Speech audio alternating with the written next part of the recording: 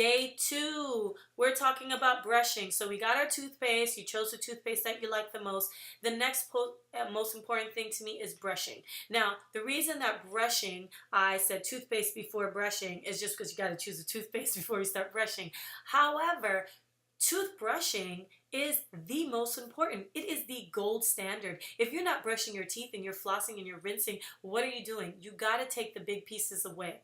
Now, I am a huge fan of the Oral-B toothbrush. They have so many different. They have the Triumph, they have the Braun, but I love the Oral-B toothbrush because it's rechargeable. So that just means that we put it on the base and it charges up again and it spins, and I'll get a little up close and personal in just a minute. I don't have all the pieces I used to have, and I'll show you in other videos, but it comes with a lot of cool things. One of the cool things that the Oral-B comes with, depending on what level you buy, because you could buy one anywhere between $30 right now to $150 depending on where you buy it. We also sell one of these in our office, which is a must if you have any sort of gum issues. But what it does, it has, you see this little rechargeable thing at the bottom. This is how you turn it on, and it spins in a circular motion.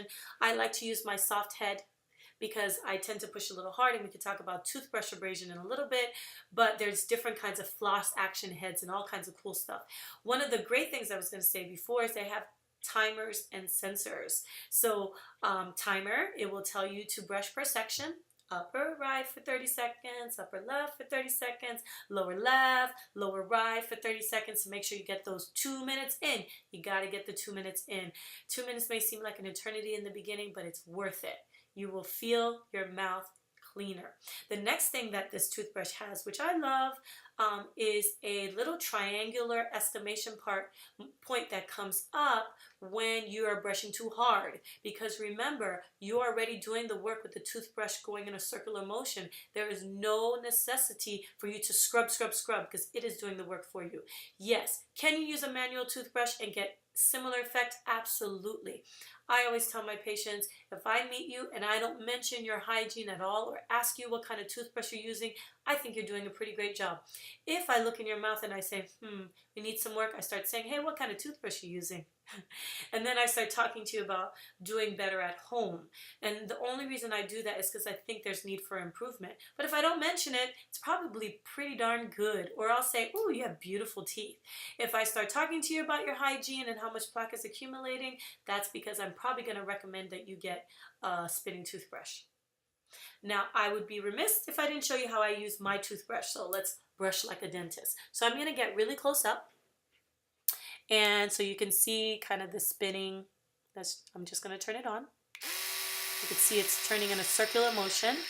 And any hygienist will tell you this. And when you brush your teeth, you want to go at a 45-degree angle. So you're not going straight on, even though you're going to do that also. But you're going to kind of angle it up at the gum line. So let's see here.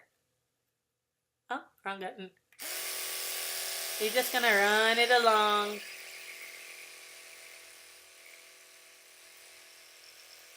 And that's because we kind of want the bristles to go a little bit underneath your gum line.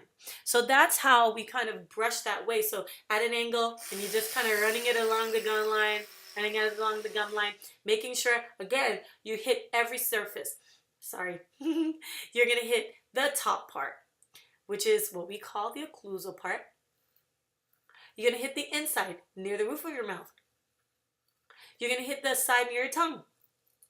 You're going to hit the outside. You're going to hit every single angle. And don't forget that last tooth. I always encourage all my patients to get the toothbrush and angle it all the way back. So you hit the back side of the last tooth. Now, every tooth, if you don't keep it clean, then chances for a cavity greatly increases. So if you're missing those back teeth, you have wisdom teeth, get rid of the wisdom teeth, because the wisdom teeth tend to not get as clean. And even people with the best hygiene have a hard time reaching those wisdom teeth unless you have a mouth like an alligator and it goes all the way back. So that's my tips on that. Hopefully that helped. So whether or not you're using a manual toothbrush, which is just a plain old toothbrush you get for $1, or you're using a very expensive Oral-B, Sonicare, whichever toothpaste you like, or toothbrush you like, technique is key. So try to add that. Day number 1, we talked about the toothpaste. Day number 2, now we're on to brushing.